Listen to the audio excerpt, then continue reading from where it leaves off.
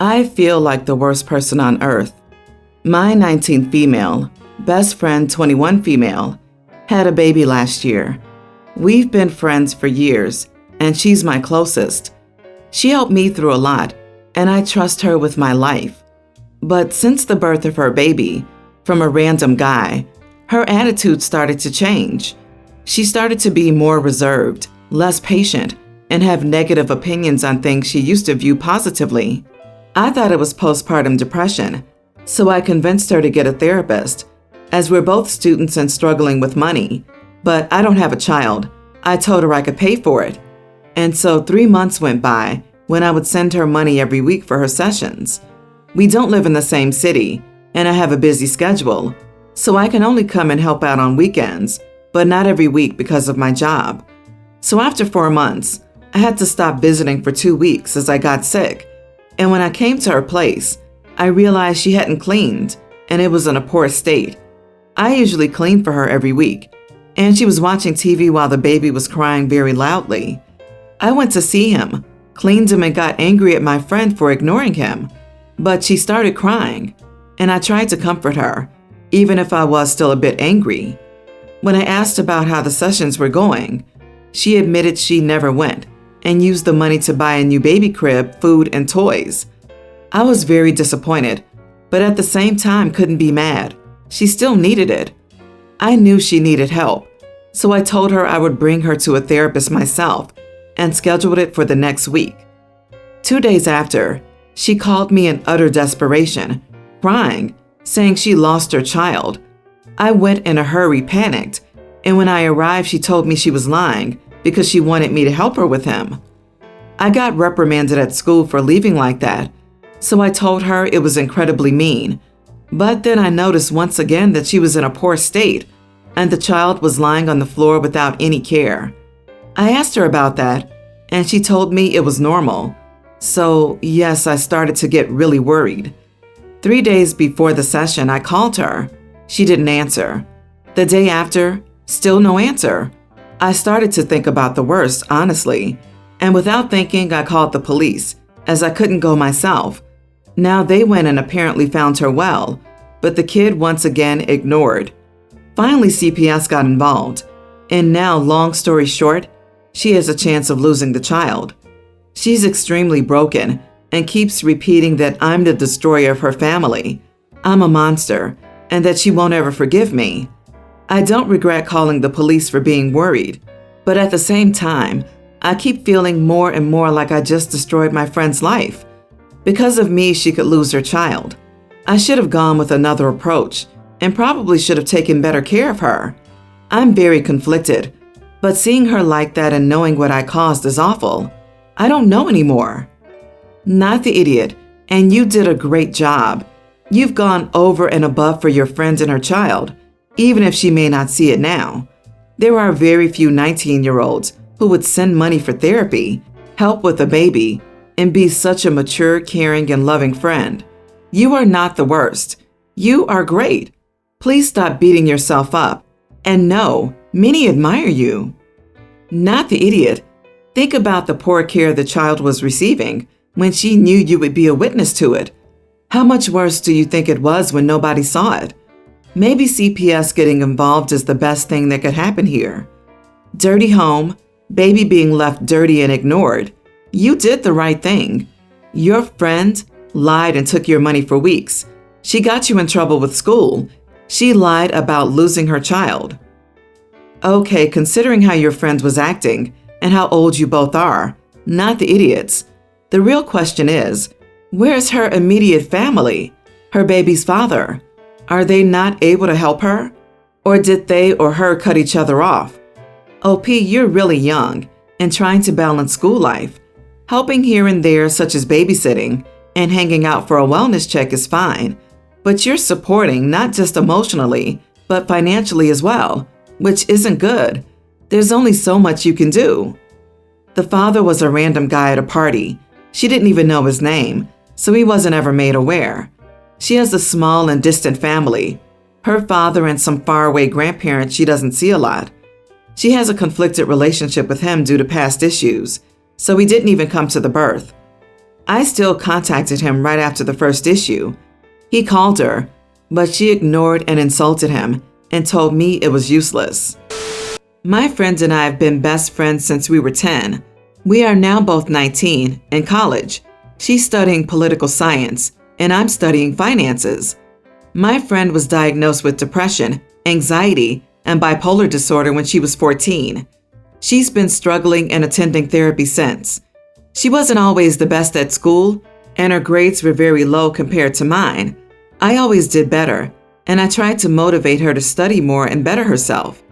When we graduated high school, my friend didn't want to attend college, and she wanted to pursue a career in arts, and she was looking around for art schools instead of studying at university. Her parents kept scolding her for that, telling her that's not a career, and she won't make money that way. And I could see their point and tried to convince her to attend college. She picked political science. It's been our second year of college in mid-semester, and now she's decided to drop out. She got a job at a grocery store. She's making good money considering this chain is known for high-paying salaries in my area, but still that's not a career. Her parents got furious at her, and her father is not speaking to her now. She asked me to hang out for some drinks to relax from all the arguments about this. When we went out, I scolded her too. I told her she'd made the stupidest move ever, and she ruined her future. She said that she just wanted to be okay, and university was drowning her mental health. She's feeling much better working at the grocery store than she did studying at uni and being forced to follow a career path she doesn't want to. She says she'll save up money to pay for an art school. I called her decision irresponsible and told her that she's just lazy and doesn't want to work hard, where I might be the idiot. I brought up her mental health, and I said I don't care how bad her mental health is. This doesn't excuse her making irresponsible decisions about her future and career, and that she should suck it up. I contacted her boyfriend and told him to talk some sense into her. He told me off and said to me to mind my business, how my friend is allowed to make her choices, and if she wants to attend uni, she will do it. If she wants to organize shelves because that's what makes her feel more relaxed and less anxious, it's her choice, and that I should at least be supportive instead of judgmental. I criticized him too for enabling her bad decisions. P.S. Her boyfriend is studying finance as I do. I expected him to understand why I was bothered by what my friend did. Am I the idiot? You are the idiot. You're judgmental and short-sighted. There are a million examples of college being a big waste of money, and I work in the field I earned my degree in, and a million more successful, happy people who didn't go to college. Her boyfriend is correct and seems to have a ton more emotional intelligence than you do. Interestingly enough, they don't teach that in college. You are the idiot. You sound condescending and pretentious. Art is a real and legitimate career. Do you watch movies? Listen to music? Maybe animated films as well. Ever read a book or been to a museum? All of these things are art. And if you consume this, you're contributing to artists' careers. So if you don't support this, don't participate in consuming media. Also, nothing wrong with working at a grocery store. Do you have a problem with that career? Stop going. Grow your own damn food. Or is farming also not a real legitimate career? As her best friend, you should be more understanding and accepting. Everyone takes different paths in life, and you don't get to dictate hers. She reached out to you as her friend to get away from her parents coming down on her, and you just did the same thing as them. And then the fact that you called her boyfriend and told him to criticize and judge her harshly and unfairly too, that's way out of line. Glad she has a supportive boyfriend who stood up for her. He's the real friend. The house I recently moved into has a hill on the edge of the yard. I've talked to my neighbors a few times, and they seem like nice people. A couple of days ago, we got our first real snowfall of the winter. My neighbors reached out to me and asked if I minded if their kids went sledding on the hill. They said that the house's previous owner had let them use it, but they wanted to check with me. I hardly use that part of the yard and have no need for it when it's covered with more than a foot of snow, so I said sure. However, today they reached out again. They explained that they would like for me to bring my dog inside while their kids are sledding because it makes them nervous. I told them that she was always tied up when she was outside and no danger to their kids. But they were welcome to keep their kids inside if they saw her out, and that if their kids were sledding, I would stay out with her. They said that since the bottom of the hill was on their land, I couldn't restrict their access to it, and that I was endangering their kids by letting my dog be outside, unsupervised with them. I repeated what I said and added that if they wanted to meet my dog, they could come over to meet her sometimes.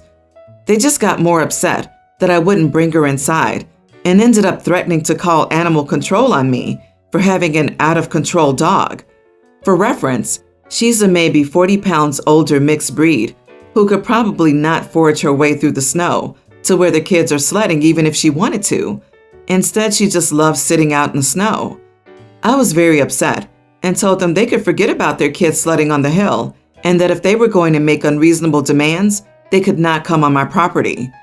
They tried backtracking, but ended up getting upset at me again. Now I wonder if I'm being the idiot because I could agree to their request and bring her inside. Am I the idiot? Not the idiot at all. Screw your entitled neighbors. Those kids are probably embarrassed by their parents a lot. Not only are they unreasonable for asking that in the first place when they're using your land, but a call to animal control? Screw that. My favorite thing is they say the bottom of the hill is on their property.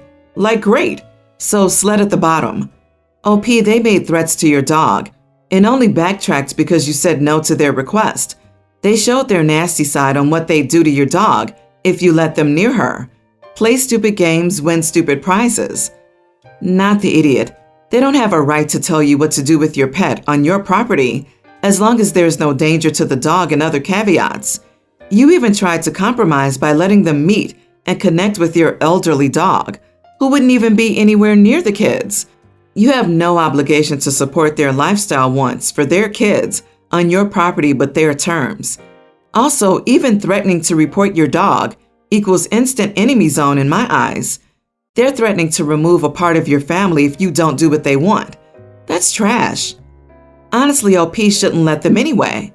If they get hurt sledding on OP's land, OP would be liable. They could make OP's homeowner insurance pay for medical bills. If I were OP, I'd seriously be thinking about installing a fence too. That way, if their kids try to get onto your property, there's a clear distinction of them having crossed over. Good fences make good neighbors. I was not raised in a religious household. My parents had no interest in any spirituality. I tend to share the same belief. If there is something, I have no idea what it is, so I don't explain it. I'm agnostic and enjoy taking part in holiday celebrations, but I am not religious or spiritual. I usually keep my mouth shut when people talk about religion, as it saves time and energy. I don't think anyone is bad for being religious. I just have no interest in being convinced one way or another. The problem currently is my coworker, Eve, 40s. She was hired 2 months ago and is best friend with Mary Beth, 50s. They attend the same church, are very devout, and it was not really an issue until Eve started praying before we opened the store. Mary Beth and Eve would pray for a good day, and I would stand there without saying anything. It was a nice thought. I want to have a good day, and if it works, great. But I did not close my eyes or bow my head. Eventually, Eve asked if I wanted to pray on the door, and I said no thanks. I think you do it best. She then started prodding me about what church I attend. I look young, but I'm 32, so I think Eve might have thought I was still in college. When I explained I don't attend a church, she invited me to her Bible study. I said no thanks. She wasn't pushy, but she's been bringing it up a few times. She said that there are so many cute single guys at her church. She mentioned the trip they go on for the ladies every year, and she talked about the sermon. This isn't me saying Christianity is bad. I don't want people to think I'm kicking religion, but it started to feel like Eve was hinting that I needed to go to church. So I started stepping away from the door when Eve and Mary Beth prayed, or stayed in my car until they began to unlock the door. When Eve would start talking about her church, I would say, I bet Mary Beth and you have good talks about that. She might be a better person to have this type of talk with. Eventually, it started to get a little more serious, with Eve asking if I was religious. I told her spirituality is such a private thing. Then she outright asked if I was Christian. I told her finally that no, I was not. And I was really getting uncomfortable with how much she forced her church talk and prayers on me. I said, I don't mind hearing about how much fun you had at events, but trying to change my beliefs will not work. So please, please, please pick a new topic. I even talked to Mary Beth, who told me she was disappointed that I would tell Eve she was a burden.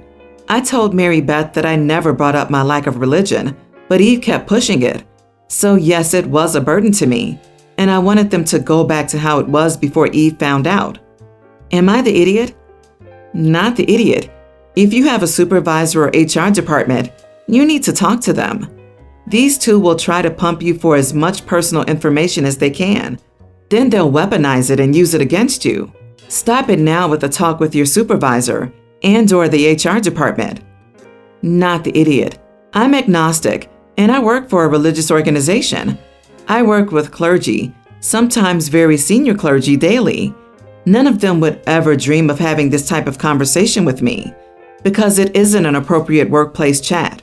Even where I work, I'm there for my professional secular skills and nothing else, just like you are. You've been extremely polite and respectful of them, and you've asked for nothing more than that in return. You are the idiot. Her intentions were pure, and she was sharing something that brought her joy. But even if she was pushy, your stubborn insistence on staying in your negative worldview is light years worse. Just remember, even if it comes across wrong, she's only doing her best to help you. My wife, 27 female, and I, 36 male, were having Thanksgiving dinner last Thursday at my parents' house. My wife has the weird habit of eating with a teaspoon all the time, instead of a regular spoon. And when she and my mom were setting the table, she took a teaspoon for herself. Anyways, when she was eating with it, my dad pointed it out and asked her, "Why on earth are you eating with that tiny spoon? You know eating tiny mouthfuls isn't going to help you lose those extra pounds you have." I saw it as a harmless joke at the time and laughed along with it. So did my wife at the time. But when we were going back home, she seemed annoyed with me. And at first I didn't get why, until she told me it was because I let my dad joke about her weight and didn't defend her. She has had some trouble with her weight lately, but I didn't think she'd get so angry over the joke.